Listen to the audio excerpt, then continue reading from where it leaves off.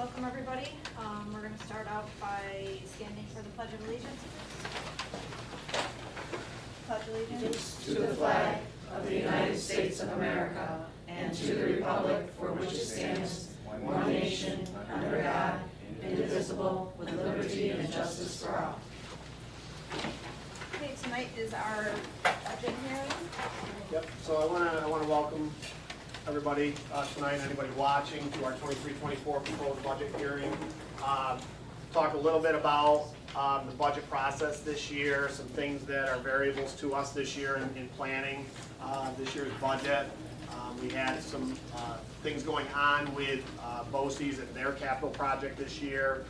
We also are in the midst of talking about federal funding that we've had for the last couple of years due to the pandemic. That will be expiring at the end of the 23-24 fiscal year. We also had some money that we were getting in revenue from being identified as a target district. I'm happy to say that we are no longer at the end of this school year going to be a target district, but with that is a loss of funding that's associated with that. So these are all kinds of things that we talk about. Some of it's in the short term, some of it's in the long term. We've been discussing all of this for basically this entire school year, but the budget process really got us started in December and took us through this. So I'll take you through. Obviously, if you have any questions for anybody in the audience, I'll address those at the end of the presentation. And anybody who is watching from home has questions, I'll provide that email address to you, and you can send those in, and we'll also address those at the end of the meeting. So let's talk about public questions. Again, if you're at home, Mrs. Karen Sheets, our district clerk, will be monitoring that. It is ksheets@westcanada.org. So if you have any questions you want to email in, I'd be happy to address those. After tonight, we do stream these and archive them. So if you end up watching this and you have further questions, you certainly can contact me here at the school, and the information is provided there. Before we get started, I want to introduce our Board of Education. Our Board of Education works on this budget starting in December, and I'll go through the schedule, and we talk about this from before Christmas all the way up until tonight in terms of how we go through budgets, and it's done piece by piece. We break this thing down. As we get more information, as we talk about it each month, we add to our discussions and make some very challenging decisions. But this group is great at working through the budget. There's a lot of board members who have been on this board for a while, so they understand the process, and it's pretty thorough. Jessica Bartlett is our board president. Shauna Michael is our board vice president. Mr. Kemmler, Mr. Marco, Ms. Lynch, Ms. Schultz, and Ms. Northrop Lynch are other members of the Board of Education that have worked on this. Administration, myself, superintendent, Ms. Kelly Crossan is our business manager, and as I mentioned earlier, Karen Sheets is our confidential secretary. Our building administration, Mr. Glenn Broadbent, our middle school principal, Mrs. Corrine Holmes, our elementary principal, and Mr. Ed Doherty, our director of special programs and athletics. All of these individuals are all part of this process. They have input into it. They have their own budgets that they work through as we piece this together. So our budget themes, each year we go through our budget themes. We talk about what we want to do in this budget early on, and then we try to work around these parameters. We want to maintain our current programs that we have. You know, it's a goal always not to lose anything that we like or want to keep. It's not always possible, but we try to do that. And we want to create as many opportunities as we can for the kids that go to school here. And possibly new opportunities if those arise. We want to look at our funding. We want to seek efficient strategies to improve our programs. So obviously we want to have as much. Everybody, wants to have programs and opportunities and choices to do those kinds of things, especially in a small school like us. We need to, really be fiscally conscious as we go through this. We want to create sustainable programs. A lot of times, we'll hear different things that come up. We want to have this program, we want to have this program. But when we look at programs and we look at sustainability with our money, we've got to make sure that, we're not putting in programs that can last for a couple of years. That was one of the big discussions that we had with the federal money, with the target district money.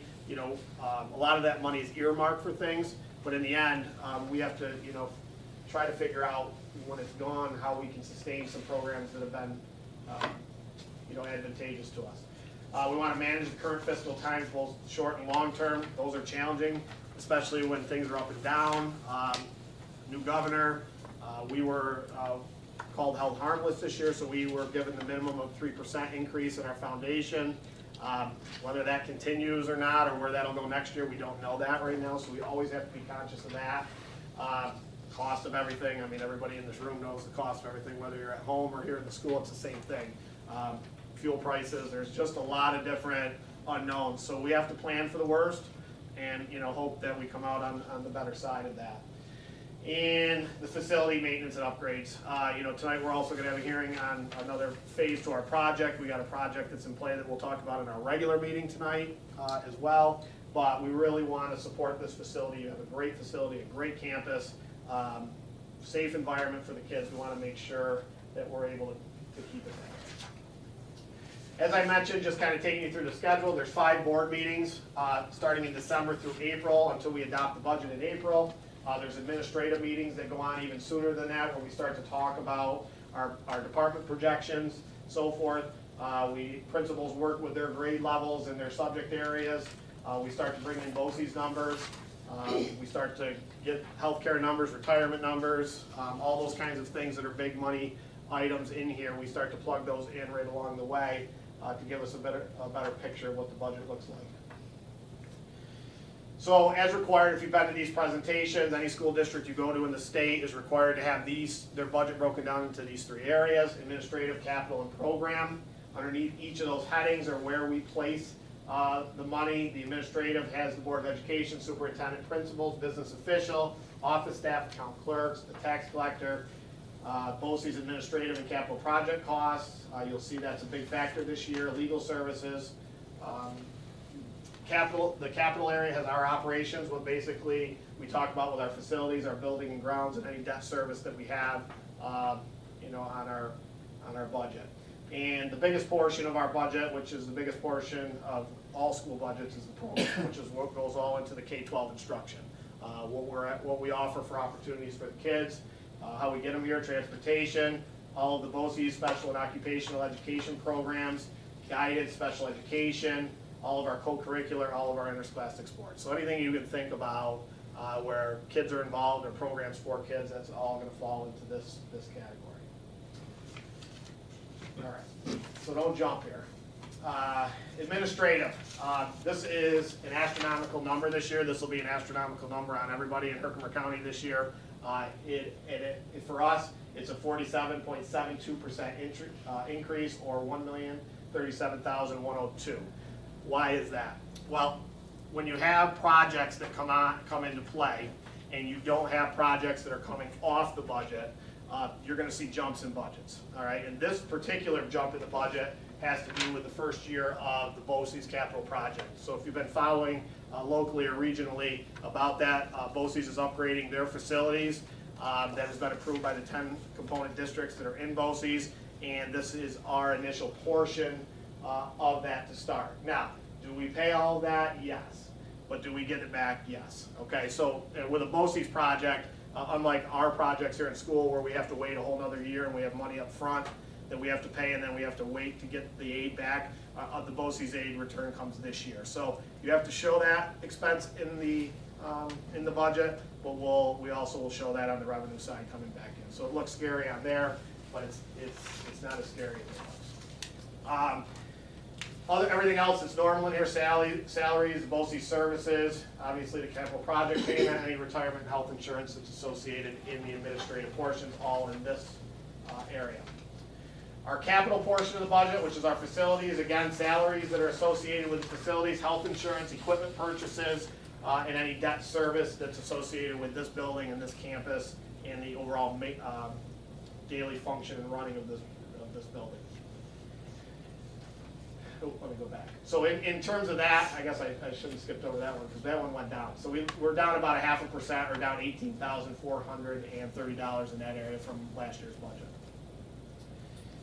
Our program, which is where most of our money goes in this budget, saw an overall increase of 3.76, or $521,773. Again, this area of our budget, not a lot we can do with it. It's a lot of this is in the contractual areas, the salaries, those kinds of health insurance, retirement, those kinds of things are all in here. This is basically most of the staffing and instructional programs that we have here. So, and the outside BOCES programs and so forth that are there. And again, when we talk about BOCES programs, I always like to bring that up, that when you're paying out on BOCES programs, you know, we get the return on those kinds of things. So anytime we participate in these regional type of programs, you know, that's advantageous with our aid.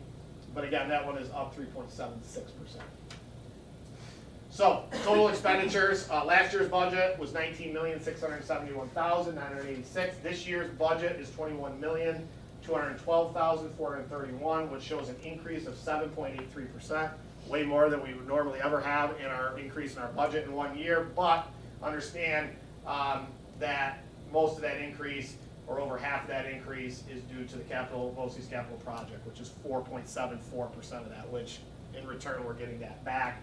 So basically, our budget increase is 3.09 on our end of this. All right. So just so as you're following along, and again, I want to make sure that, you know, and I tried to do that in our newsletter as well. You know, that's going to look like a different kind of number than we normally would put out, but most of that is uncontrolled outside of the BOCES project.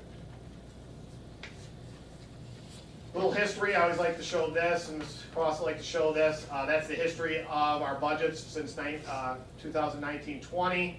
You'll see we've, over the years, 2.4, 2.8, less than 1%, and then 3.6, and then this year we're at 7.83, but again, we're right around that 3% increase for us here, aside from the BOCES budget. But again, historically, that's what we're looking at over the last 5 years here. So I talked a little bit about this, controllable, uncontrollable. So controllable costs, unfortunately, there's not a lot of those controllable. Those are the things we spend a lot of time on to try to squeeze them down and soften that budget increase as much as we can. But the reality is that we face, and every school faces, these uncontrollable costs, which especially when we're relying on so much state aid and what they give us, you know, those are things that are tough. But in terms of uncontrollable, all of our special programs, all of our outside placements, all of our you know, special need programs, all of that falls in here.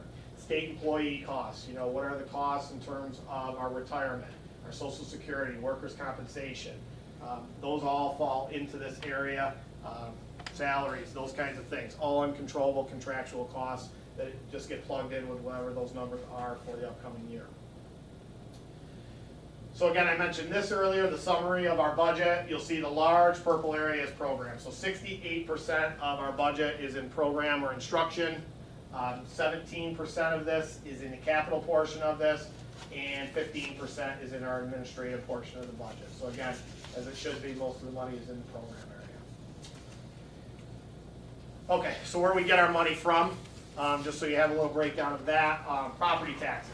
$5,242,144 from our community. That's what we put in as a community here to support our school budget. Other payments, these are pilots, windmill, $313,681 in revenue from that.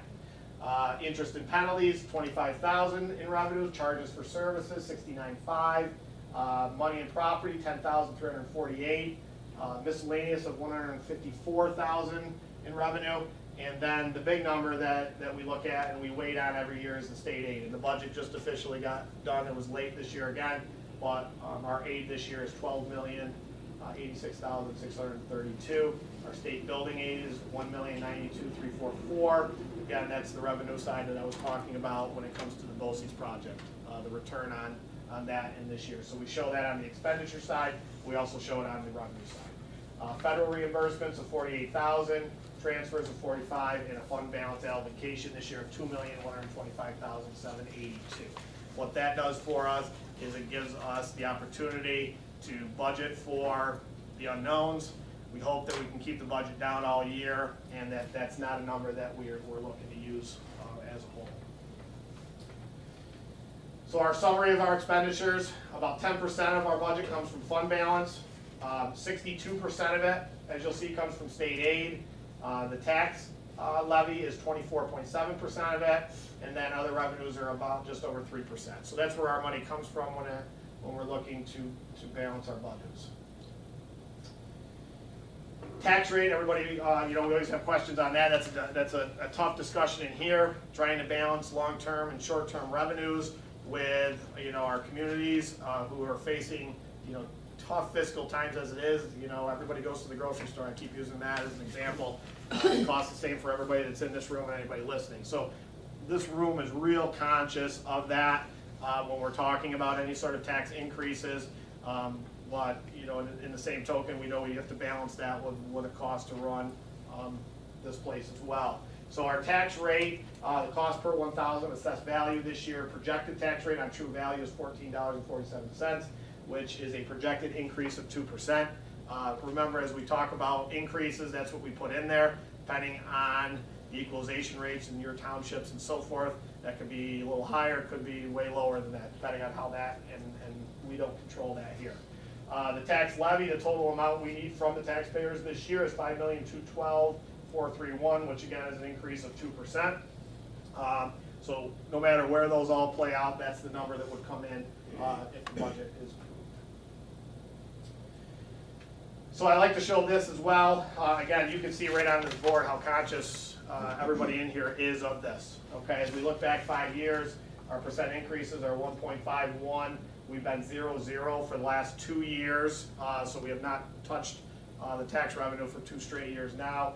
This year, we are looking for a little bit of an increase in the tax revenue. And again, biggest part of this, we've been hanging on some extra funding from the federal government and state government that is expiring this year and the following year. So again, to support some of those sort of revenue changes, we certainly want to make sure that we're keeping up with the cost of running this place. So what are we getting? This could be looked at in a lot of different ways. There's a lot of things we get for this here. I mean, there's things that long-term, go on in the communities with good schools. We all know places that have the good schools are communities that are in good shape, and we want our school to be one of those. So we've got a great school system here. We've got great academic results. Our graduation rates are right at the top of 90 to 100%. Our high Regents diploma rates, our attendance rates are at the top of the top levels here. We have great extracurricular programs here, especially for a small school. It's diverse.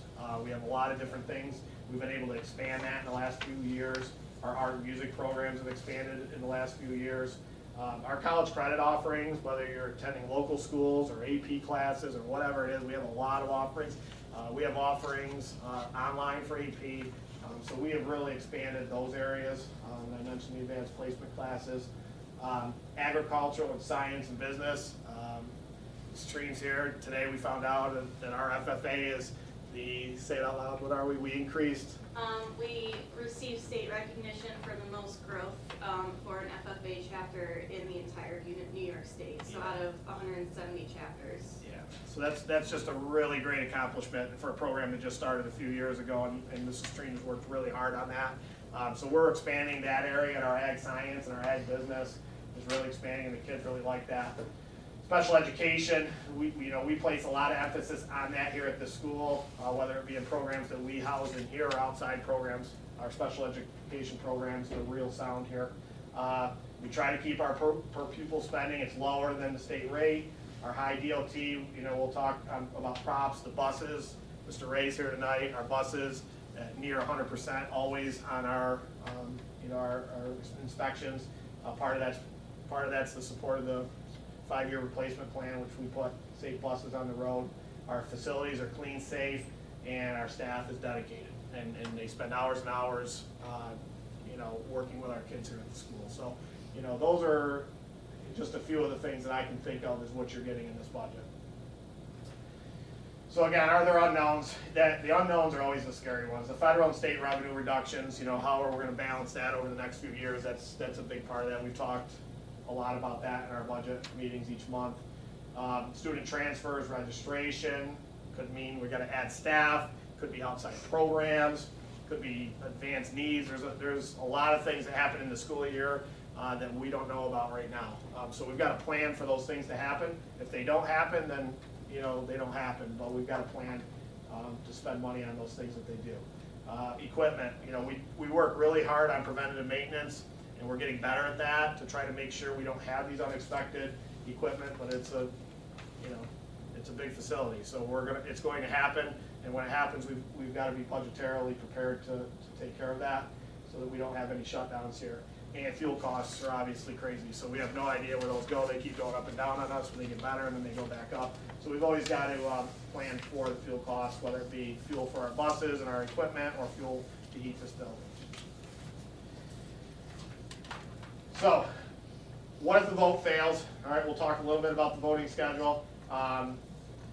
Fortunately, we haven't had to worry about that too much, but if it did, we would be able to do one of these two options. We can put it back out to vote as is, we can modify it, or we can go directly to contingency. So if it doesn't pass, we come back here, we take a look at it, we see if we can adjust it at all, we make some decisions on here, and then it would go back out for a revote, or we would just move to contingency. If the vote, if the second vote gets voted down, then you automatically go to bare bones contingency budget.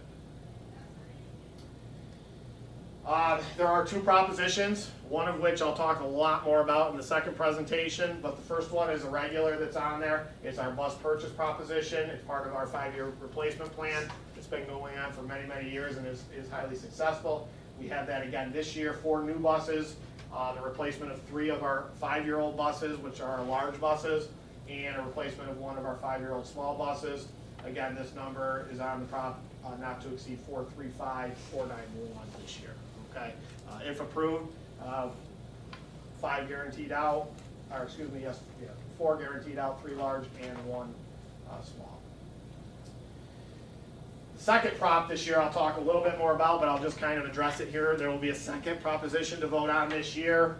It is part of a phase 2 portion of a project that has come along since we passed our first project. For the most part, what happened here along the way is that we had to budget for our first phase, trying to make some decisions on what we could get into that first phase, and then that sort of led into a discussion with an anonymous donor who is willing to donate $500,000 toward us pushing forward with the work we've done out on our track already. So if those of you that recall, we have a brand new track out there. We've done some work around that area in a previous project a few years back. This donation would allow us to continue the process that we kind of built the foundation for in the last one, including some of the prep work that was done in the last project, which would replace our current grass field that we use just for football with a synthetic field turf, converting the area into a multi-sport field, which means you know, track and field would have the turf area in the middle, football, soccer, boys, girls, events that we have or we could host out there, additional events. There's a lot of things you can do when you get into that sort of area. In addition to that, there would be lights out there, LED, energy efficient lighting. The new lighting is a lot different than the old school lighting that you may have seen in the old stadiums. This is 4 light poles that light up that whole area, which would support night events, athletic events. The bleachers, which we've talked about in phase 1, would become part of this portion of the project along the hill. And I'll show a lot more of this when we get to the next presentation, but bleachers there for spectator seating for the events, and then some additional interior work that we could fit into this that maybe we couldn't quite squeeze into the first project. Just so you know, when you're looking at those sort of exterior projects, you do have to do some interior work in order to maximize the aid that you get on that project.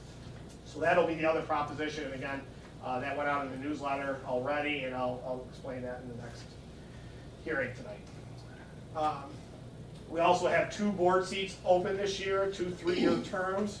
We received petitions from 2 individuals, Alyssa Brewer and Edwin Schatzel. They will be on the ballot this year for 2 open seats for our Board of Education. So what happens next? We have the budget vote after tonight. The budget vote will take place on May 16th in our lobby, as always, from 12 to 8 p.m. You again will have the budget to vote on. You will have the bus prop. You will have phase 2 of the capital project prop, and you'll have 2 open seats on the Board of Education this room. So, with that said, and I know I went through a lot of that, somewhat summarizing quickly, if you have any questions at all on anything I went over tonight about this budget, the themes, anything that you didn't understand that I went through, that I can address for you. That includes board members. I have one on here. I'll get one. I'll start here and then I'll go to Yeah, that, Karen. well, Yes. I have 2 or 3 of them, so if you want to start with somebody else. Yeah, no, you're go ahead. Okay. First of all, my compliments to the board crew for improving the pre-K program and expanding it. It's a wonderful opportunity for kids. So I applaud you on that. How does someone in the community, is there, that if you don't know either of these board members, these proposed board members that are running, where would one find out information about them? What they might bring to the board? Yeah, that's a good question, because we don't have any. We don't have, some boards or sometimes will have information that's supplied to the district about themselves and why they're running and those kinds of things. Sometimes people have meetings that'll be meet the candidate nights, those kinds of things. We certainly, there's certainly districts that have done that. That's just not something in recent years. I guess I can remember in the past us having that when we had a lot of candidates, we had that. We just haven't had that. So yeah, not a lot of information. That's the best answer I can give you for that right now. I'm interested in if the Horton Gillingham work that's been done is going to be continued in the elementary. Yeah. It's positive. Yeah, so I'm glad you brought that up, glad you brought the UPK up, because the UPK grant and the increases in the federal money for that, and another grant that we're waiting on that we applied to hear results for that we're optimistic about, that's allowed us to move from that half-day to that full-day program, which we've been kind of waiting on for a long time.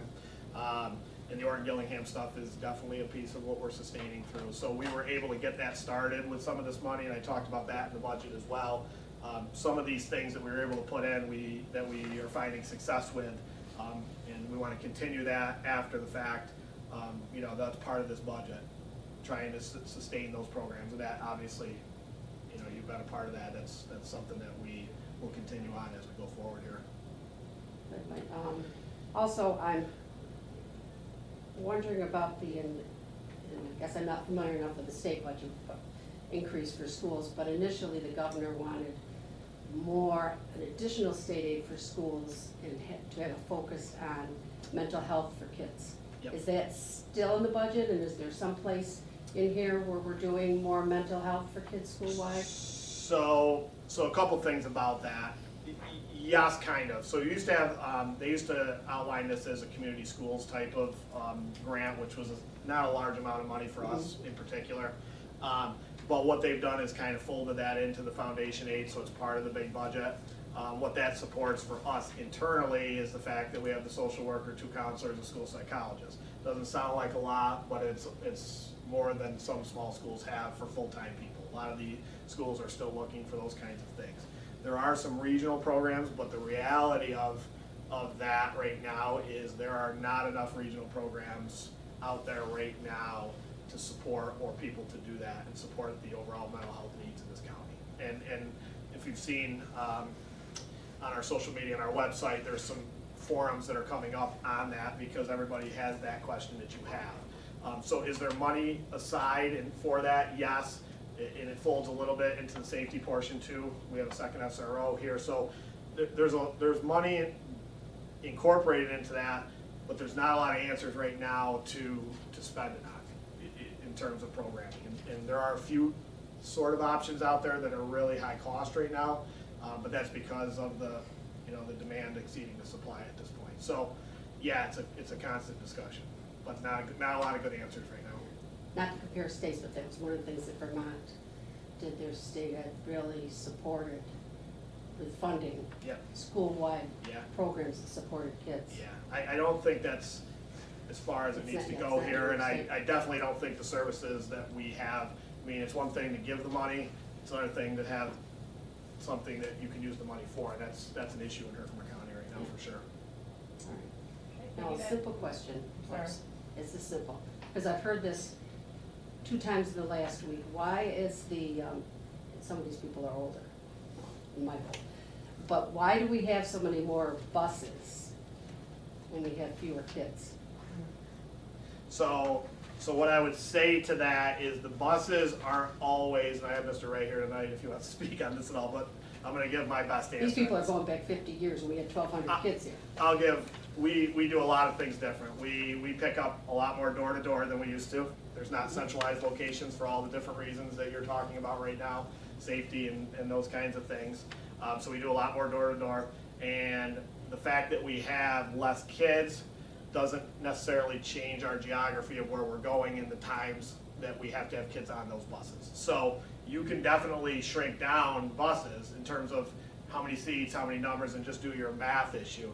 But you're going to have potential for door-to-door not being there. You're gonna have potential for longer bus rides, which, as you know, could create behavior issues and domino and domino and domino into this whole type of effect. So that's the answer to that question, is you can do a lot of different things. We talk about those things in this room. What I will say to that is those discussions become real if the state doesn't continue to support us with our transportation aid like we get now. But when you're getting $9 back on 10, or 90 back on 100, and 90% aid on things in terms of transportation, does it make a lot of sense to reduce that when you're getting all that revenue mainly back? So that's my answer to that I'll question. pass that on. Yes. Thank you. Okay. Can I just You piggyback sure on can. the mental health? Yeah. Aren't we doing the Connect Ed schools? So the Connect Ed schools is there's two things that are going on with that. The original grant that the region was getting put into was rejected. Oh, okay. So, but it's not over with yet. So I hate to say it's not going to happen, but it goes back to Mrs. Fitzsimon's question. That's one of the things that's out there that everybody's trying to grab onto.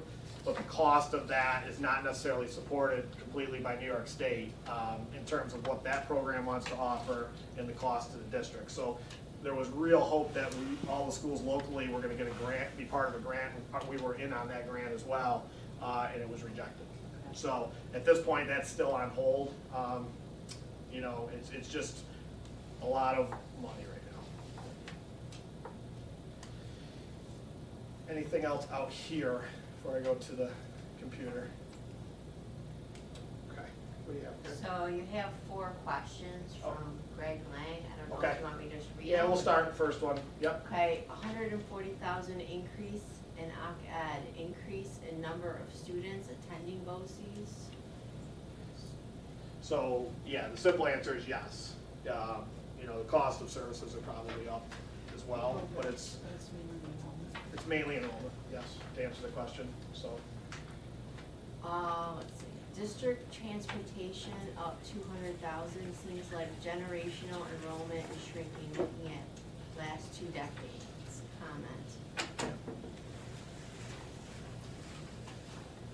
I would, in terms of transportation, we're talking over here. Right.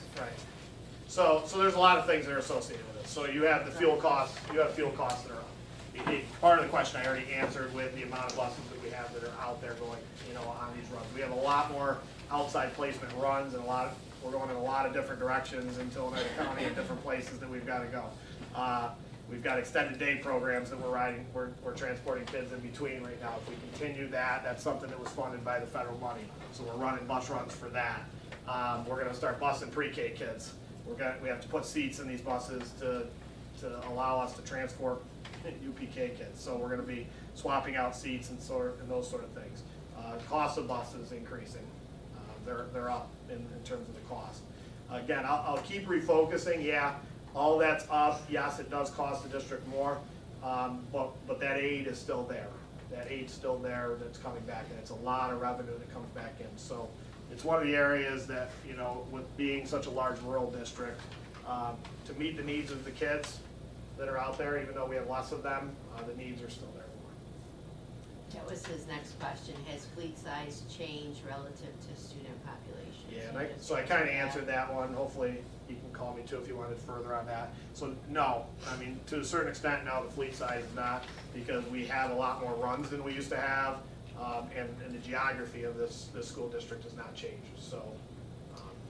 And then his last is fund balance increase of 300,000 up over 2 million. The goal should be to minimize the need to balance the expenditures fee revenue with minimal fund balance reliance, comment. Yeah, so I would agree with that 100%. You know, so we really work hard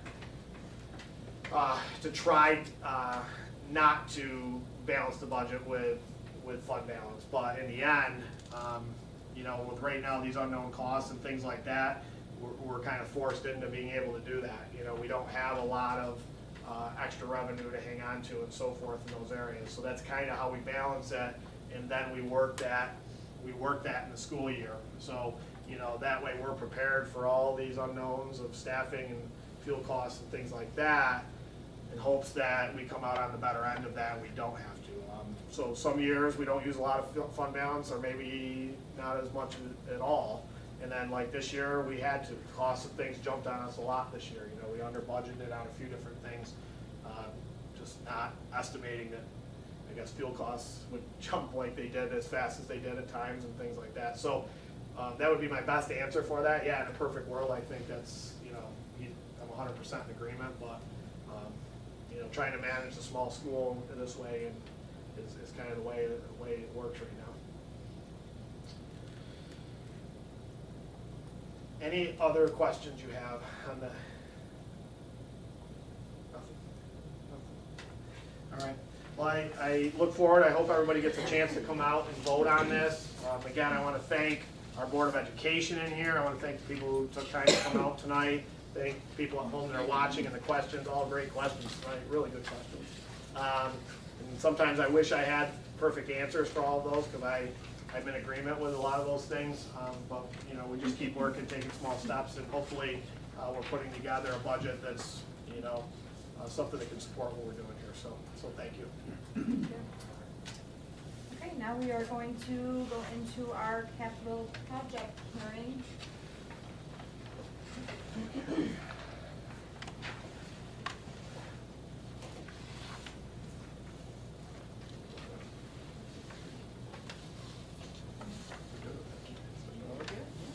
I got my training today on how to switch presentations, so I didn't know how that was going to go for me. Touch screens, he's going hitting things, and I'm like, all right, got to go over and hit escape. So I was a little nervous there on the transition, but it worked out. Okay. So our second public hearing tonight is on, as I mentioned earlier, as part of Proposition 3, Phase 2 of a proposed capital project. So as everybody knows, we have a project that will begin in the upcoming weeks. I'll talk a little bit about that in our regular meeting tonight. And we were forced, you know, during that time to come up as a board and to make some decisions since the time this was approved to actual construction. We had to make some decisions and prioritize some of the facility work. As you know, in our Phase 1, a lot of our work is interior. There's not going to be a lot of visuals on that. We've got a lot of things in this building, aging pieces that we didn't get to in the last project that we're finishing up in our building condition survey. We've got a lot of pool work going on. We've got a lot of energy efficiency things where we're looking to upgrade our lighting in the building, you know, to, you know, save on money as we go forward. So that first project is a real sort of nuts and bolts type project to keep this facility going for years to come. Between the time that happened and some things that we were unable to necessarily do, as I mentioned during the last public hearing, we had an individual who I spoke with who wishes to remain anonymous at this time, who was willing to invest some money back into a school district that you know, that they have, you know, close ties to. And when we started to have those discussions, you know, a lot of times when we talk about these things, it's a number that, you know, we're very thankful for, but this became a number that was pretty large, and it was $500,000. Initially, the discussion was about lighting for the field outside and putting lights in out there. And as we started to look at costs of the lights, we started to look at funding and how this could all work, in working with our financial advisors and looking at our own project aid and so forth, it became evident that there was something we could work with here. One of the biggest things when projects come along and you start projects is you try to line up those projects where a project's falling and one's coming back on, so you're not seeing that change in budget and change in aid, and that the aid keeps rolling for you. So when that doesn't happen, that first year of payment in that project is basically out of your fund balance. You have to just pay it, and then you gotta wait all the way till the following year to get your aid back. And there's a lot of aid on, capital projects and facilities in New York State. So what that $500,000 became, or what that $500,000 made possible, was to create a situation where, maybe it's not enough to cover all the lighting, but what it does cover is a good portion of that, and it also covers that first year where most of the impact on a school district is in terms of the project.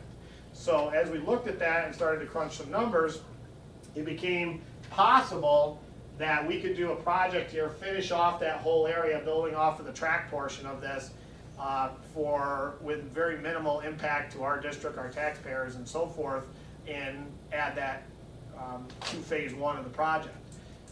We had a lot of things going for us. One, the donation, obviously. Two, we were in the middle of a project when that donation. If we weren't in the middle of a project, you would have had to hire contract managers, you would have had to hire architects, all these kinds of things. We already have that because we're in the middle of a project that would go into that next year. So that became another timing portion that sort of worked out in this whole thing.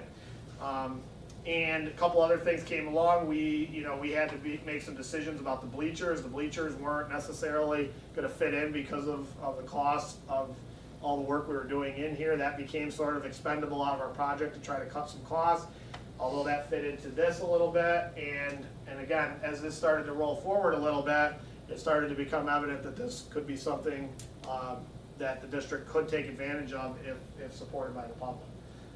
What you have on your screen here is a visual of what this would sort of look like here. You'll see the two light poles. Right now, obviously, the track around there exists. The interior would turn into the synthetic surface that's there, and the bleacher area would be along the hill on this side of it, leveled up to the area on that wall on that side. So that's really what this project's about, along with some of these interior type things that are associated with this project, drainage, and maybe some things that we couldn't quite fit into phase one. So I went over a lot of this, but I'll just kind of go over this with you again. $500,000 donation toward the enhancements in the track and field area. What this donation spearheaded was the completion of lights, synthetic field surface, bleachers, and as I mentioned, some required interior work. The proposed upgrades would allow our football, soccer, track and field teams to compete, practice, use the lights. Community potentially could use some lights where we, in times where we get dark a little bit earlier. Those are all things that are a part of having lights and being able to light up your track areas to walk on and those kinds of things as well. Obviously, the goal of this project, this phase of the project, is to create a multi-purpose field. Right now, we use the field out there for football, and we use it for games, and that's it. We don't practice on it, really. Soccer does not use it. The reality of it is the way it's crowned and the way it's set up right now is not conducive to other sports. The more sports you play on that, and the more you practice on that, the more you will tear that up. There's schools that have tried to do that. You'll see what the conditions of their field are very quick. We all know what our weather's like up here in the fall and spring and so forth. So, these are all things that you're able to do when you have this multi-purpose turf field, and you're able to get on it sooner. There's a lot of advantages to it. The sport field lighting, the bleachers, the seating areas. When we did the last project, we expanded the sidewalk area on the top. One of the things that did, kind of knew it was going to, but didn't realize it, is in the past, before we had that hill that everybody was on was kind of angled a little bit better so people could actually use the hill. Well, when that had to be rebuilt, it turned it a little more vertical. So that hill's not really a usable area anymore. In fact, I don't even like to watch people walk down it. So that changed the dynamic a little bit out there. So yeah, we had a larger sidewalk area around the school, as you can see here kind of in the drawing. But this hill right here is really, really steep at this point in time. Well, obviously with this, stormwater improvements will take place on all the drainage. We have all that work was prepped. Some conduit around the perimeter of this was prepped. One of the things in that last project we did the track is we tried to put in some things that if down the road, didn't expect to be talking about it right now, but down the road if lights and other things wanted to be added to this, that we kind of created a base for that. So the planning, you know, by the board and project teams have allowed us also to do this. So, as I mentioned, this will be a proposition to be voted on May 16th. It is Prop 3. It is a project not to exceed $4 million on this portion of it. And if approved, construction would begin next spring. So you'd be looking at this project, phase 1 of it this year in the summer, and then next spring this would be here. Obviously the goal would be to have it ready by the fall of that year for following year for soccer and football and track of that year. So again, that's this project in a nutshell. Not a lot to it, but a lot of work here. Financial information, just want to kind of go over the projects and review this with you. Again, this is designed not to exceed $4 million. Again, we put some safe costs into this. Project aid is 94.1%, with the overall project to be expected to be 98% aid eligible. So again, as you're looking at 94.1%, that's exactly what it looks like. You get 94.1% of the total cost of this back. And you know, this is almost a fully aidable project. Therefore, the district will be responsible for less than 6% of the total cost over a 15-year period. The donation will be applied to the total cost of the project, but it will also further reduce any sort of tax impact by having cash flow for that first year of this. The overall tax impact on this is expected to be 1/3 of 1% or less. So you're looking at 0.33 here in terms of our estimate in terms of tax impact annually on this project. Again, I wrote on the bottom the additional funding of $500,000 is a big piece of this. Without that, we wouldn't be having this discussion right now. It'd be too big of an impact. The money up front would be too much for us to handle. But when this became evident, I just, you know, and I talked to the board about this, it's just something I felt like you had an opportunity. Again, if it's something we as a district want to do, you know, we'll vote on this and see where it goes. And you know, again, unexpected, but it's, you know, it is a great opportunity. So just a couple more pictures. I'm not going to take you through all of this. The public hearing is tonight. The proposition will be Prop 3 on May 16th. 3 different things to vote on, plus your board vacancies. The construction would begin in the spring.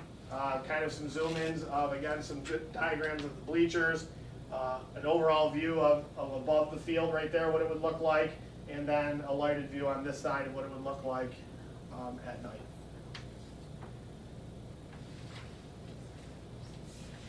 Again, 12 to 8, May 16th, Prop 3. Questions? Yes. So I had a couple people ask me, it shows a couple different in a couple different pictures, but where the bleachers are in the one picture, it shows that they might be up a little bit higher. Yeah. I'm assuming that they wouldn't be Yeah. up above the first floor windows. Yeah, so the idea behind it, so the one diagram I was just kind of noticing as I was talking showed it a little bit differently. The idea behind it is it's more of a long bleacher with not a ton of rows, and it would go to the fence area, and we'd be able to almost walk down into it from the sidewalk. So it wouldn't be blocking windows at all. So the first floor windows, there's still a little design work to be done, but the intent of that is to go longer with it and not higher with it, so there's not blocking. And that way, there's some accessibility things that have to be discussed and sort of with that and so forth. But yeah, that would be kind of what it would look like.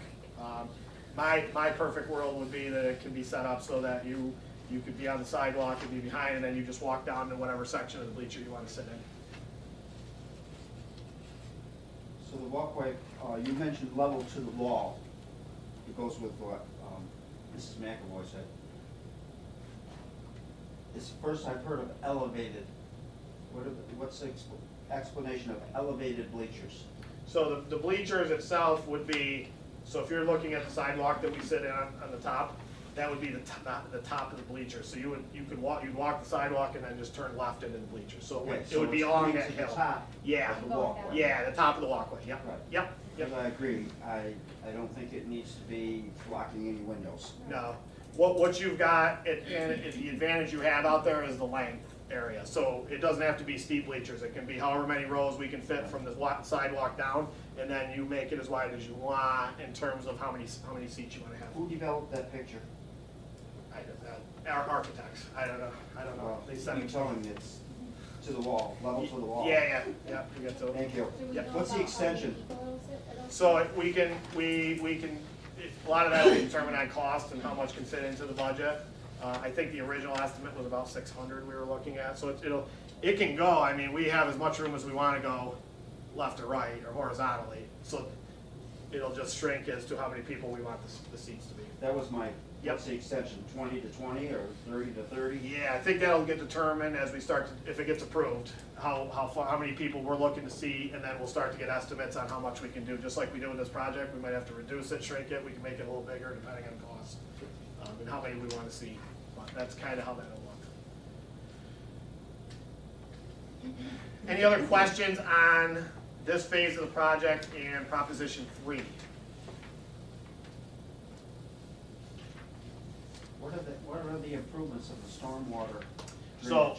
So underneath the field itself, when you put synthetic turf in, that water drains straight down through, and then it connects to all the drain water that we already put in behind the track over there. So all that system's set up, and they'll put it underneath, so it drains obviously different than real grass. Did we not put new drain system in when we did the track? Yep, we did. Now we're gonna tear Nope. that? Nope, that's all gonna this is all gonna tap into all the stuff we did. You prepped for this. All we're doing is, when they tear that field up, if it's approved, that water drains down and the water runs right out from underneath the field right over to that. Which it actually does now. Yeah, but these have little holes, Just has to be yeah, water drainage. whatever the drainage, and you're getting into more technical than I can answer, but it's associated with that. But it all taps into everything that you did in the last project. Good sponge. Any other questions on this portion of the project? Or where it came from or any of that? Nothing carrying on the, I just had one person that the volume was low, but said it was hard to hear some of it. okay. I can look at it in the break. Okay. All right, we'll take a look at that. All right, with that being said, I thank everybody. I thank everybody in the room again. A lot of work that was not expected this year. And again, I think it's an opportunity for everybody to take a look at, and we'll see how things go. And I encourage everybody to come out and vote on the 16th. So thank you. Thank you.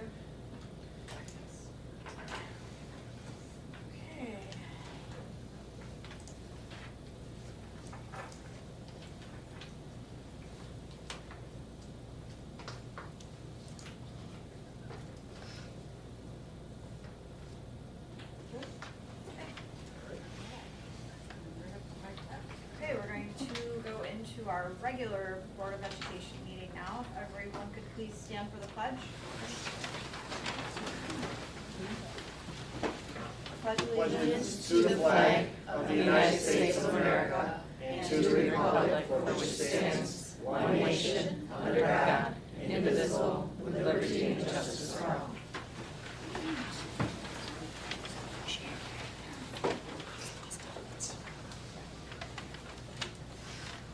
Okay, we have several tenure approvals tonight, which are you gonna speak about? Yeah, I want to just talk just quickly, if I can, about this. We have six individuals tonight who will be receiving tenure for West Canada Valley. I always like to say this. Sometimes it's looked at, okay, great, I got my tenure, but I think for just a second, you've got to pause, because it's not a guarantee to get tenure in any school district you're in. Okay, those first 3 or 4 years, and for most of you now 4 years, are a probationary period where myself and your principals are all looking at you of where you started and where you are 4 years later, and is that progression going in a way that we like, that our students are achieving in your classrooms, you are improving, you're reflective, you're following the progress of a new teacher through, so that once we get to that point where tonight we're granting tenure, we think in here as a board, your principals that you can be and have long-term impact on our students here, and are gonna be a positive influence on what we do here at West Canada Valley. So it's maybe a bigger deal than you're even thinking about. I know it's kind of this, oh my God, job security thing, but it's not really that. It's really about what you've done, what you've worked to achieve to get to this point. So it's always a great night when we have an opportunity to invite you here, get an opportunity to honor you tonight for granting you that tenure, and obviously celebrate the idea of you being here for years to come. And as I look out into this room right now, you know, I've been here long enough, so I watched when you came in the door to where you are now, and I'm gonna, Abby, I'm gonna use you as an example. Abby walked in here and didn't even know she was gonna be a teacher, and she walked in here and said, here's your classroom that first year.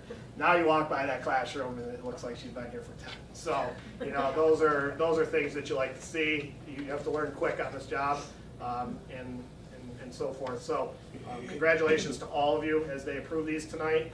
I'll hand you your certificate. We are gonna take a picture with your principal. I didn't tell them that because I didn't want them to say no. And Mrs. Sheets will take your picture and we'll get those up. And then we'll pause after that for just some refreshments and congratulate you. And if you want to stay, you're more than welcome to stay. And at that point, we'll continue our meeting here. Okay, so congratulations. All right, Okay. you can motion all of these. Okay. A motion to approve the tenure of Tricia Clark in the area of mathematics. Sarah first. Janine second, all in favor? Okay. Tricia was unable to be with us tonight. She is our math teacher, our upper level math teacher.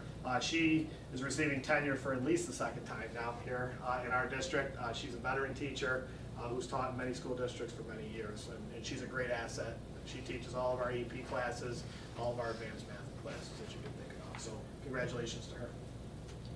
A motion to approve the tenure of Shelley Hazard, physical education and recreation.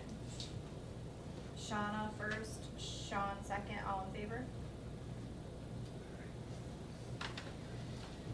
Congratulations, Shelley. You're welcome. Here you go. We're gonna come right over here. Yeah, let's get some books behind you.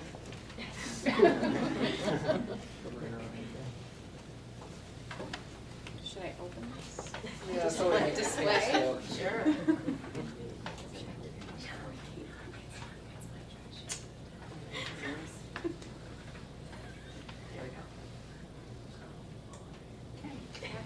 Thanks.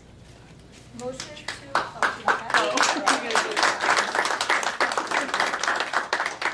old school. okay.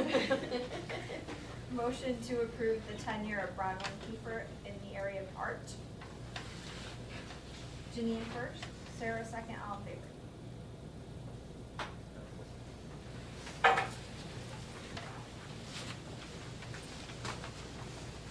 Congratulations, ma'am. Thank you very much. Here's your certificate. I need Mrs. Holmes.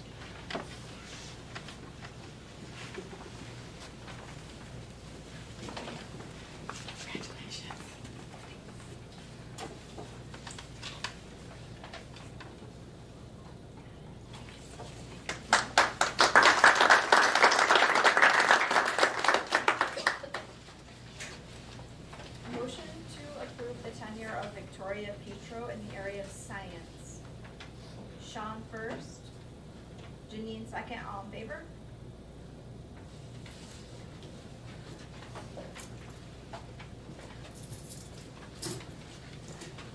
Congratulations, Ms. Petro.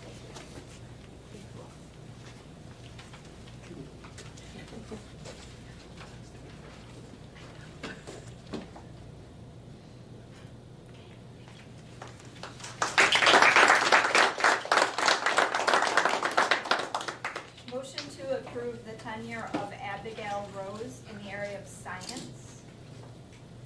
Shauna first, Sarah second, all in favor?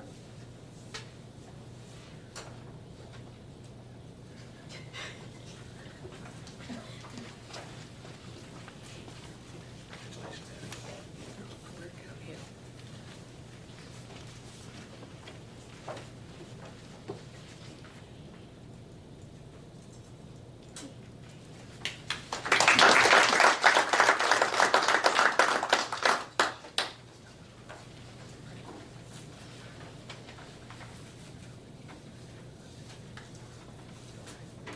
Motion to approve the tenure of Kylie Treen in the area of industrial arts. Peter first, Janine second, all in favor. Me too. Well, consider it that. Peter. Congratulations, Thank you.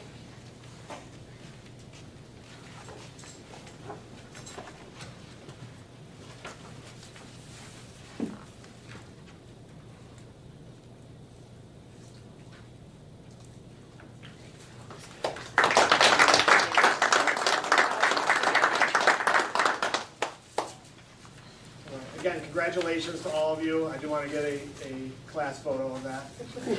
Class of 23 here. So we'll get that one more picture. There's refreshments. For those watching at home, we're going to pause just for a few minutes so we can recognize these individuals a little bit more, and then we'll come back and go with the rest of our meeting. So be patient with us for a little bit here. Thank you.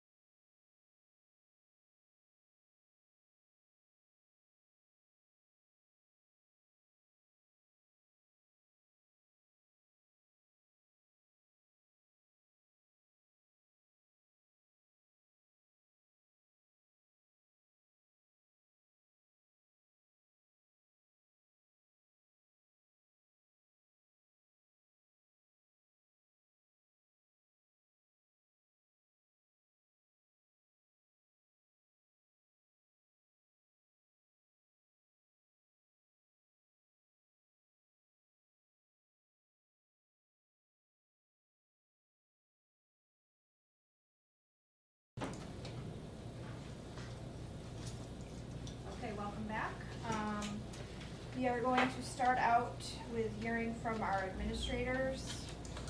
Tonight we have Mrs. Butler here, who's going to speak about the cafeteria. I will. Thank you. And in your packet, I put a little thing together, and it kind of summarizes the past year that we've had, and it's been super busy. We had quite a few milestones that we were able to hit. One of them being the CEP, and I think I spoke about this back in October.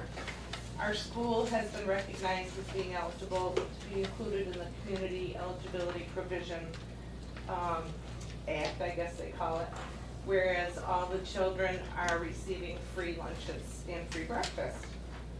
With the state budget that was just passed, Governor Hochul and her crew allocated $134.6 million to help offset some of those costs for these schools that have become CEP.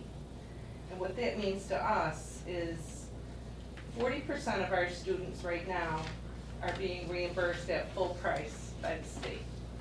The other 60% of our students who aren't qualified as a free or reduced person, family, we're getting 90 cents on the meal from the state for them.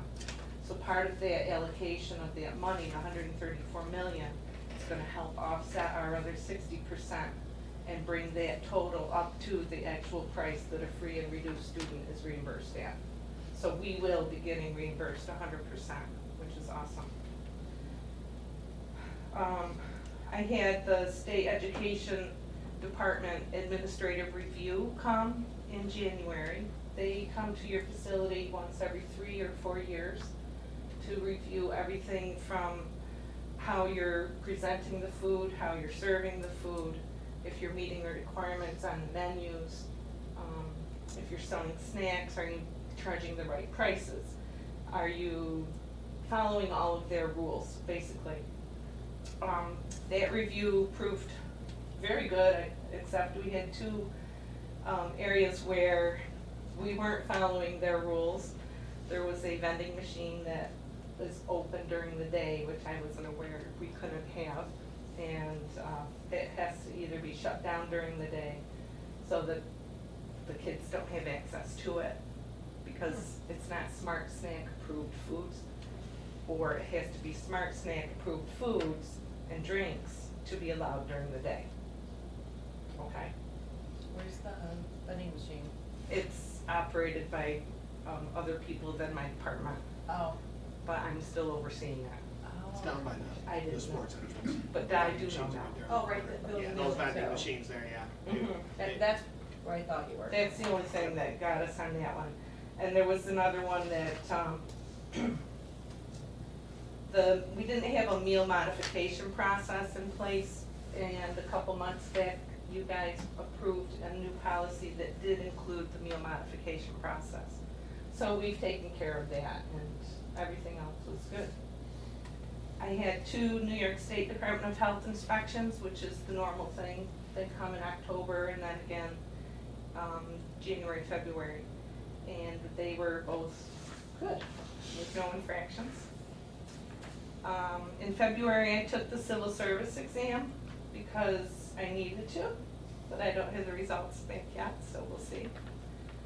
And the positions that we had open, we had one 3-hour position that was open that I was able to fill that. And I also have 4 substitutes who I call on frequently. So as far as our staffing go, we're doing really good. Any questions? Are snacks available to students during the day if it's not their lunch period? During the cafeteria hours, the snacks are sold, and the children can buy their snacks during their lunch hour. Lunch hour only. That's, yes. So I can jump on that a little bit, if you don't care. I'm So we haven't talked a good lot with it. It about this. wasn't So a my lot of proposal. schools, this is something that I wanna talk about a little bit this summer, have a little bit more of an open-ended cafeteria, where kids during their free time can come down and we've been talking a lot about that in our superintendent's meetings. There's some schools that have really nice ones, that are open during the day with alternative food options and things like that. So, you know, there's some things that we can do going forward now. One of the things we couldn't do before, because we weren't in the programs we're in now, you know, we were kind of strapped with those kinds of things. But now that we have opportunities where we can serve, you know, free lunches and free breakfasts, we have opportunities potentially to expand on what we're doing a little bit to create some revenue sources for ourselves as well. And also create more options, more importantly, for the kids that are here. So, I'm just joking because you asked that question. It's something that is happening in a lot of schools. I just- So, I mean, it's worth sometimes kids are discussion. here until 5:30, 6 o'clock, and they get a small lunch, as you know, so it'd be nice to get a snack if they had to study hall or. Right, and we spoke about that earlier this year, but time-wise and ability-wise, I just didn't have time this year. But it's something to look at for the summer. I heard a lot about a bistro in other schools. There's one in the Yeah. BOCES. Yeah, So- yeah, it so sounds there's really options, nice, yeah. I would love to do it. What's the supervision in there? What's that? Cafeteria, the high schools. Any supervision in the cafeteria? During the cafeteria hours? Yeah. Do we have someone in there? Two. Two people. Yep. Two. How about the elementary? Two? Two. Two? Sometimes three. two, at least two at all times, yeah. And then the mean lunch lady. Oh, knock it off. Any other questions? Anything else? Thank you. Okay, thanks. Thank you, Ms. Fowler, for tonight as well. You're welcome. Mrs. Holmes, would you like to go next? I don't have a lot, I've just got some updates. We completed our ELA state assessments and our math state assessments. 96% participation, which was really good. Pre-K and K, the update on that, our universal pre-K numbers are looking really good. We've got 38 packets that have actually been returned at this point. Kindergarten has remained the same, we've got 26 packets in, we've still got the 10 out. Daphne was gonna make some phone calls for me about that. We're continuing to participate in the honors program through BOCES. We sent 3 students per grade level. We've sent 4th graders at this point, 6th graders, our 5th graders are going this month, and our 3rd graders went the month before. And I sent out the information for the summer program today. I got a really good response from the teachers, they're excited about it, they wanna do it again. So I'm not going to have any difficulty at all filling those positions. Other than that, unless you have any questions, that's all I have for tonight. Okay, thank you. Thank you. So, as Mrs. Holmes mentioned, our answer of whether people wanted the full day UPK got answered really quick. So we're already at 38. So right now, we're already above the threshold of 36, which is the max 18 in each classroom. So we're already above that, which means we'll already be looking at extra adults in that room. If we get higher than that, then, you know, we've got to start to look at other things. So, yeah, so if we stay in that 38 to 40 range, you know, we'll be all right. But we're already at probably 2 or 3 adults in each room right now based on UPK regulations, so just so you know that. Thank you. Mr. Wright?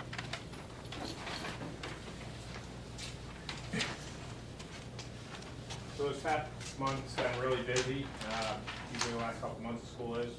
I got one staff member that's out with an injury, that's sustained outside of work. Thinking she's gonna be out until the end of the year, with her injuries. Field trips are really starting to stack up. We've got a couple days where we're gonna have 6 buses out during the day. So that's real busy. Sports are in full swing at this point. A lot of them got canceled, so rescheduled, so there again, that's also adding to what we have going on over there. The last bus emergency drill was conducted on April 21st. Mrs. Michaels asked about that. I also attended the required annual PDS April 17th, so the first day back from the break at County BOCES. DOT will be here this Wednesday, May 10th. And the small bus that we're waiting on from New York Bus Sales is still in limbo. We might not have it until the end of June. It might even get pushed back from there. They're waiting on some AC compressor parts that aren't available. Questions? Thank you. Mr. Broadbent?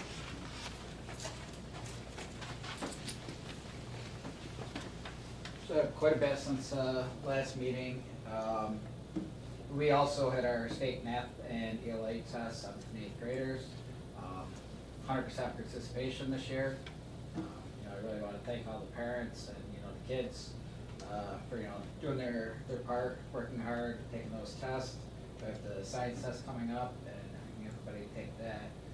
For our 8th graders, we'll have 100% participation for the state assessments for them this year, which is awesome. We had battle of the classes right before the spring break. It was something we thought we could do fun for the kids right before the break.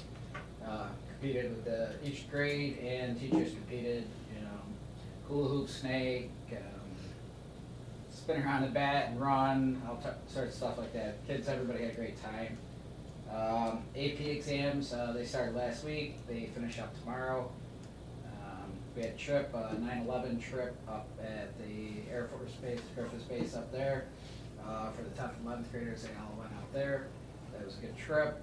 Banners are up if you've been through Newport. You know, again, thank First Light and Mr. Borden this year, you know, put those up. National Honor Society did a trip to the Ronald McDonald House. We have a lot of concerts coming up. Solo Fest this upcoming weekend. Concert tomorrow night. Prom is this weekend. Grand March, 5:30 on Saturday in the auditorium.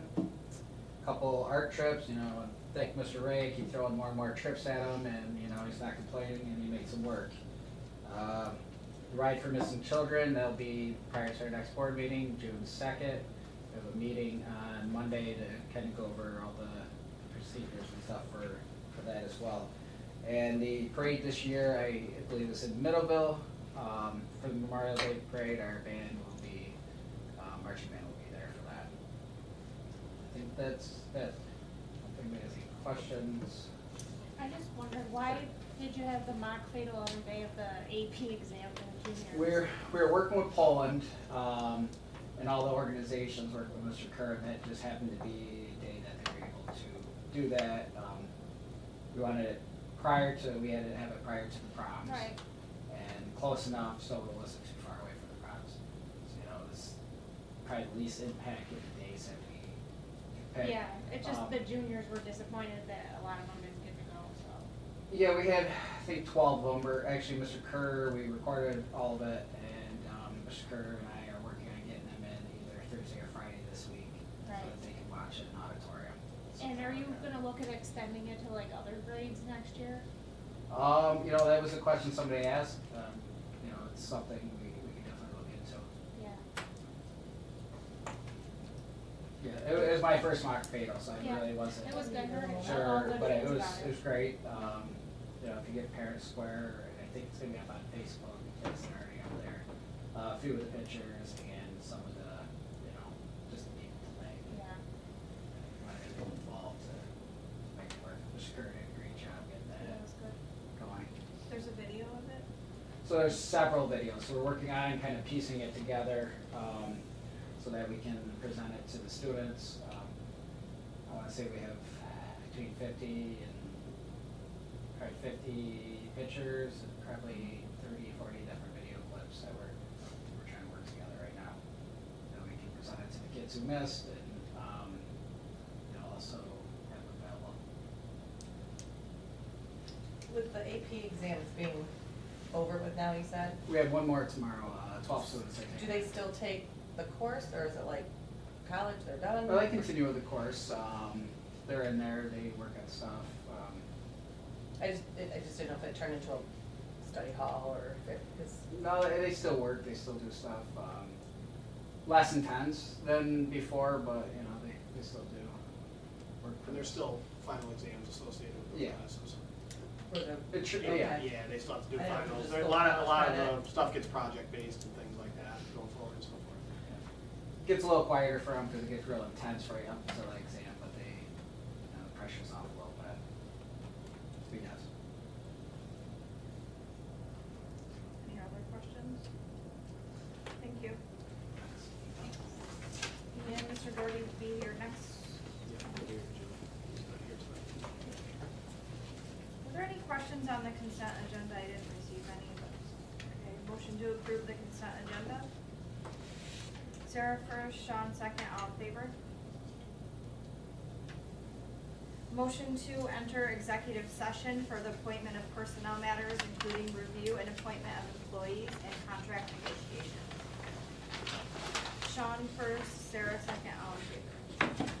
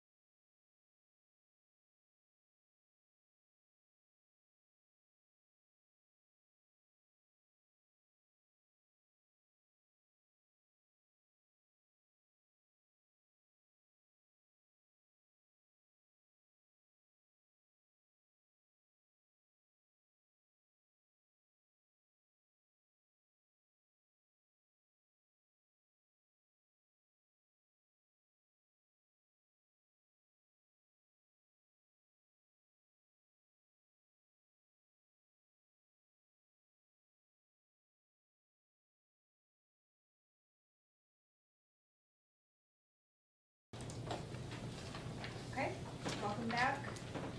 On to our action items for tonight. First off, the personnel report. Motion to approve the resignation of Sharon Candela, teacher assistant, for the purpose of retirement effective June 30th, 2023. Sarah first, Janine second, all in favor. Motion to approve the resignation of James Diefenbacher, groundskeeper, for the purpose of retirement effective July 14th, 2023. Janine first, Sean second, all in favor. Motion to approve the resignation of Emily Bollert, special education teacher, effective May 2nd, 2023. Sarah first, Shauna second, all in favor. Motion to appoint Tessa Knudsen, special education teacher, 7 through 12, 4-year probationary appointment in the 10-year area of special education, step 2, for the WCVTA bargaining agreement, effective September 1st, 2023. Sarah first, Shauna second, all in favor. Motion to appoint Gordon Roberts, teacher assistant, 4-year probationary appointment in the 10-year area of teacher assistant for the negotiated hourly rate of the CSEA bargaining agreement, effective May 23rd, 2023. Janine first, Sean second, all in favor. Motion to appoint Taya Hummel, mathematics, 7 through 12, 4-year probationary appointment in the 10-year area of secondary mathematics, step 3, for the WCVTA bargaining agreement, effective September 1st, 2023. Sarah first, Janine second, all in favor. Motion to appoint Allison Good, elementary teacher, 4-year probationary appointment in the 10-year area of elementary education, step 5, for the WCVTA bargaining agreement, effective September 1st, 2023. Sarah first, Sean second, all in favor. Motion to appoint Taylor Allen, elementary teacher, 4-year probationary appointment in the 10-year area of elementary education, step 4, for the WCVTA bargaining agreement, effective September 1st, 2023. Sean first, Shauna second, all in favor. Motion to appoint Kiri Little, elementary teacher, 4-year probationary appointment in the 10-year area of elementary education, step 3, for the WCVTA bargaining agreement, effective September 1st, 2023. Sarah first, Sean second, all in favor. Motion to appoint Danielle Beach, special education teacher, 4-year probationary appointment in the 10-year area of special education, step 1, for the WCVTA bargaining agreement, effective September 1st, 2023. Sarah first, Sean second, all in favor.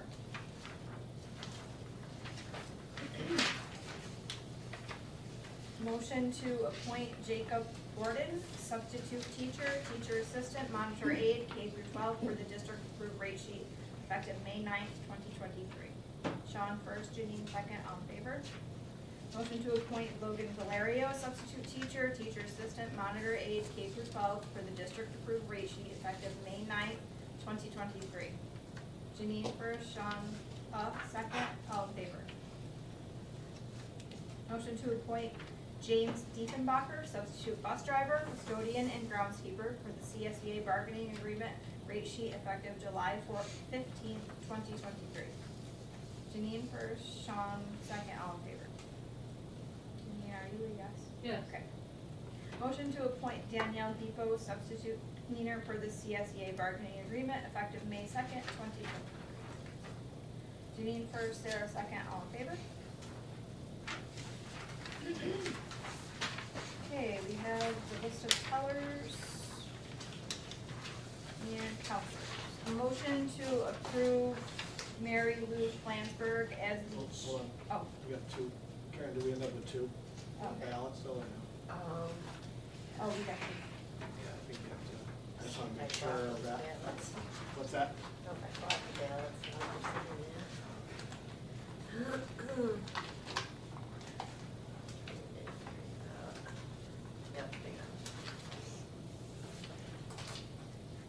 So you have your list of election inspectors, and then, Okay, no, you're okay.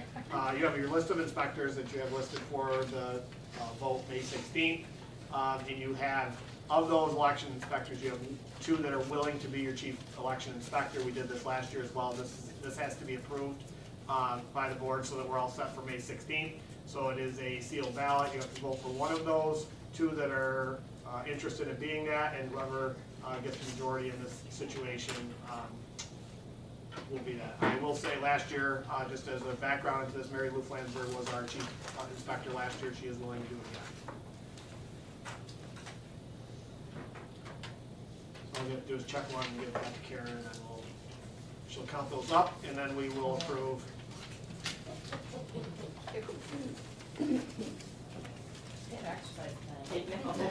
Picture. None of it I told her she was doing.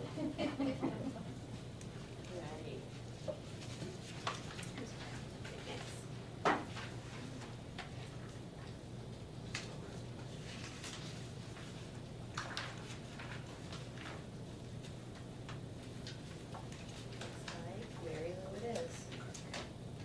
Alright, now a motion to approve Mary Lou Flansburgh as the chief election inspector. Sarah first, Janine second, all in favor? Okay, we have some excess equipment.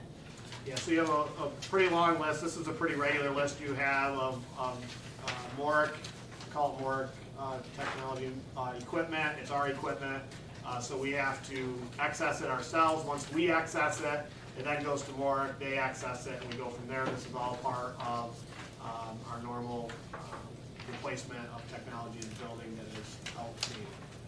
So, but in order for MORC to do anything with it, we have to approve the access of it first. Okay, motion to approve the excess equipment. Shauna first, Janine second, all in favor? Okay, discussion items, first up, the capital project. So we talked a lot tonight about phase 2 of the project. I want to get back to what we're actually doing right now. All of our bidding is completed as we accepted in our last meeting. The contracts have been signed as of tonight. Mr. Bartlett signed the contracts. We received the contracts from all our contractors signed in the past few days. We are expecting potentially by the end of the week to have a work schedule set up. We don't have that as of yet, but I would expect the work to begin at some point here in May in some of those areas. I mentioned this already. One of the pool area is one area that we're looking to get into as quick as possible because we would like to have that back up and running by the fall. The other piece of that is the dehumidification unit, which is part of the federal grant, which we have to spend the federal money here in a little more rapid pace than the other money. So we're trying to get things situated and ready for that to come in. So as soon as that comes in, which we've expedited that shipping of that piece of equipment, so that we're ready when that comes in to get that installed, get it closed out, and maximize our federal money. So that's really the one work schedule area that we're really pushing to get moving. The rest of the work schedule stuff, obviously we'll get started with what we can here in the spring, but most of the work will take place this summer. But you are basically off and running with the, the project that we have for phase 1. Anything else I missed on that? I think that's it for the project update for tonight. But if you have any questions at this point, let me know, and I can answer this, hopefully answer them. Okay, moving on to the mascot regulation. So you probably have seen, we've been talking, this is not a new topic that we've talked about, but there's steps in this process at the state level. This is not a surprise. The Board of Regents has voted to accept the mascot regulation. I've included in your packet the regulation. I also shared this with you earlier this month when it came out. If I didn't include the multiple page copy of all the legal things and all that, but this is essentially the summary of that. Board of Education must commit via resolution to eliminating the use of indigenous names, logos, mascots by the end of the 22-23 school year. Such resolution shall identify a plan to eliminate all use of the prohibited name, logo, or mascot within a reasonable time, which shall be no later than the end of the 24-25 year. So this is all the stuff that we've already talked about, the timelines of those kinds of things that need to take place here. We did receive a late question that was part of the budget hearing, but I'm gonna kind of blend it into here. Hopefully the person who sent that in is still listening. The question is, and we've answered this a few times because the questions come up, what kind of funding has been made available by the state to address, potentially address that financial burden of, thank you, the financial burden of removal of the mascot and all the things. The blunt answer to that is no, there isn't. It's on us to finish it. Fortunately for us, for the most part, with the exception of a few things, we have planned or don't have a lot of things that need huge financial. The biggest financial impact we will have is the additional sanding of the center of the court and the painting of that in there that'll be added to our normal refinishing for the summer. So, and some additional uniforms, but those uniform replacements were set to go the following year. It just sped that up for us a little bit. So, but the answer to his question, though, or her question, is no. There isn't any additional funding built in for that. So, what do we have? Excuse me. What do we have, to do? So, based on what we received this month, we are going to have to pass a resolution prior to the end of this school year. The catch with that is we still don't have the details of this process or anything that I have to send in and submit the schedule and all this. So I don't really have anything to tell you in terms of resolution. So between now and June, July maybe, we get that information, I'll have a lot more to share with you about that process, which is why I wanted everybody in here at this point in time to just focus on the regulation that was coming and prepare yourself for that piece. Now, part two to that, as you'll see on the news and in a lot of other school districts, is, okay, once that's done and that regulation is met, where does the school district go from there? And there's a lot of districts that are getting into that right now in terms of where the district wants to go, with their mascot and the name and so forth. And that's, a pretty thorough process we would have to go to. I will say, and if you don't mind, Mrs. Bartlett, I'll use, Mrs. Bartlett has heard, and I've had some teachers and I've had, ask me that question, and kids ask the question, what are we gonna do, how are we gonna do the mascot? And, my answer's been the same as I've talked about here. Right now, we're gonna talk about, the mascot and no longer being able to use that. But then, if the community and everybody in this room and the students and everybody are interested in that, then we would start that process and come up with our own process as to how we would want to go about doing that. So, again, I wish I had more information on all of this, but like I said, the regulation doesn't include a new mascot name right now. So we're not under a timeline to necessarily do that, although I think if I'm being, and you can speak to this, Mrs. Bartlett, if you want to, I think if I'm being honest, I think as we approach next school year, there will be much more of a push by some to move in that direction. So You even have an alumni kids asking, yeah, what are they gonna change us to, so I Yeah. think it's gonna be important to start that next. yeah. So, this is not new. It's new because of the issue that is going on. Schools that have merged have had to do this process. They merged together, and we had one locally that had to do the process to get a new name, that kind of thing. So, there's a lot of different ways to do it. In all of the ways, in some way, shape, or form, everyone's included. A lot of student-centered pieces of that, alumni-centered pieces of that. Narrowing choices down. You can see some of the schools on the news have narrowed choices down. Some have gone to public votes on the thing. Some of them have gone to student and turned it into a student activity and narrowed it down. There's a lot of different ways, and we can talk a little bit about those processes as we go forward. So, I don't know if you have anything to add from what you've heard on that. What I was discussing with Mr. Shepperson was, it would be nice to kind of start incorporating it into all the improvements that we're doing. Since we have a project going on, we're possibly getting a new field, we'll have a new field, a new mascot, and maybe bring some excitement to it, Yep. if, right now, we were just obligated to change or have a plan by the end of June. Yeah, So just just that we're gonna remove, a plan Just to remove by it. the end Not add of it. June. Yep, yep. But that's just a plan, but things don't need to be removed until the following year. Your dead fast deadline is the following school year, yes. So you have till the next. Technically, yeah. Technically. Yep, technically you'd have till next, yeah. But according to what we have, our plan, we would be in compliance by the start of next school year. We don't have a lot to, Right. so I'm not, the regulation piece, I'm not overly concerned with meeting. You know, the next steps will be a little more complicated,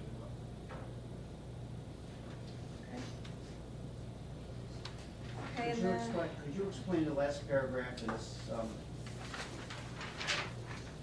dictatorship letter? Front page, Mr. Kemmler, or the back page last Was that paragraph? page? Could you explain that paragraph? The article goes on to give specific examples, is that what you said? Yeah. Yep, the article goes on to give a specific example explaining that even if a school is using warriors as a nickname, previously discontinued use of any Native American themed imagery, it will nonetheless be prohibited from to use warriors as a nickname. On the other hand, schools which never use such imagery would be permitted to continue to use. So, yes, I can answer that. So, in the regulation, if your warrior at any point in time in your history was associated with Native American culture, you are no longer prohibited, you're no longer allowed to use the warrior as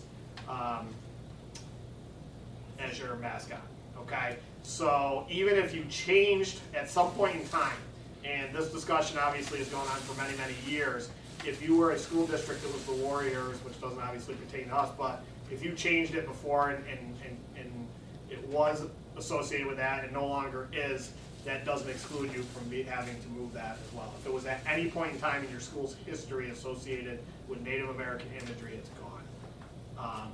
We can be the Warriors now. What's that? We can be the Warriors now. That's a really good question. And I don't know the answer to that question. I don't know. But, you know, That would be that's what reads. I don't know, yes. I don't know the answer to that question. Yeah, I don't know the Somebody's got on answer. their So, case and so now on they paper, we've never used the Warriors as that, so that would be a question that I would have to ask. I don't know that answer. If that is not, I mean, I probably would want to know the answer just for if we start to do options of what can and cannot be used, so we don't get ourselves on a path of using something that can't be used. So, yeah, so, I don't know the answer to that. Of course, ours is all logo. We have no mascot. We have a logo. Do we have a flag on the stage now? School flag? What's on it? No, that's the new school flag. I don't Was that know. donated?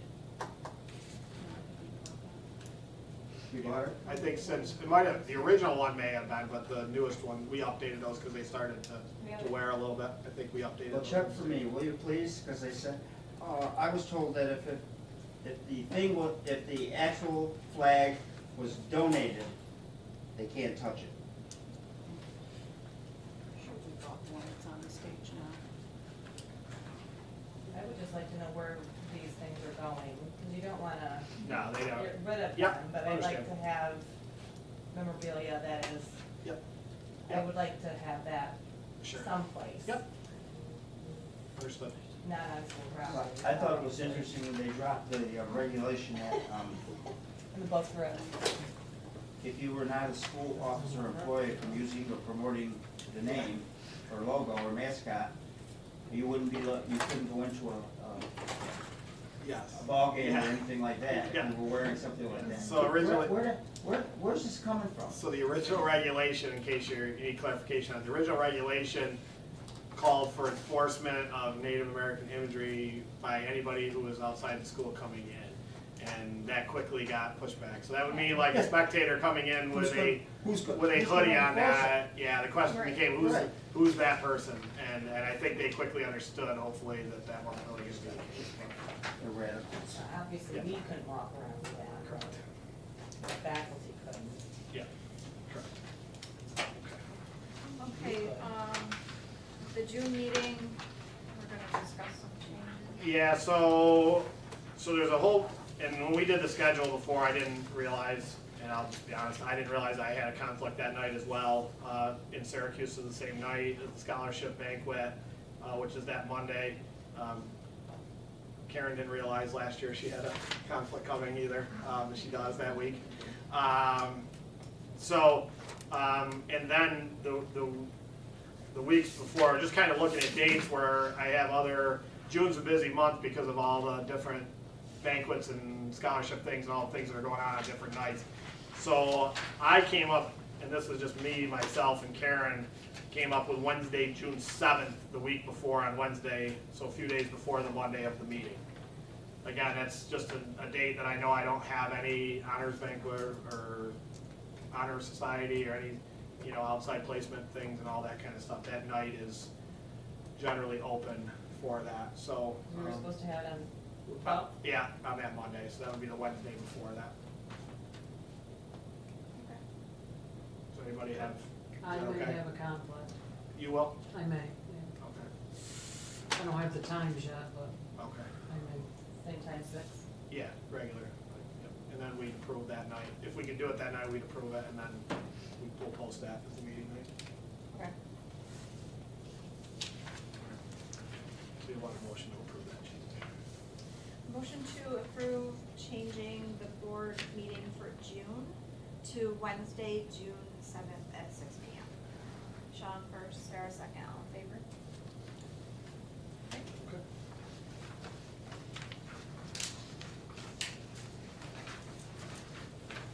Okay, we have the following announcements. There will be spring concert 1 May 9th. Is that high school, elementary, junior high? Middle school band High is school band. tomorrow night. Yep. That's high Or school? high school band. I'm High school sorry. band, High school yep. Okay. Okay, our special meeting, do you have another question? A special meeting of the budget vote and board elections will be May 16th at 8:15. Solo Festival is May 12th through the 13th. Spring Concert 2 is May 16th. High school, elementary? It's high school band, middle school chorus, high school chorus for that one. Okay, and then. Band again? Middle school band for that one, Okay. high school band's tomorrow night. 3? Spring Concert 3, May 23rd is. That's elementary. That's And elementary. what might that be? First and third grade. Elementary? Sorry. Fifth and sixth. Yeah. first 5th and and 6th, 1st and 3rd? 6 At o'clock 6 is o'clock. first and Oh, third, sorry. 7 Got it. o'clock is fifth and sixth. Right. Must be, I have somebody in. Yeah, But It's pretty good. it's 1st and 3rd. First and third at 6 and fifth and sixth at 7. Okay. Good parking lot. Song Fest for 2023 is May 31st. The Sherburne Pageant of the Bands is June 3rd, and our next board meeting will be June 7th at 6 p.m. Public comments. We welcome public comments that are related to the agenda. We ask that you be respectful of time. We ask that you state your name and where you live. Please remember you cannot identify specific staff, student personnel, or board persons. If you need to address a specific situation, we ask that you contact the superintendent directly. Any public comments? Motion to adjourn? Janine for the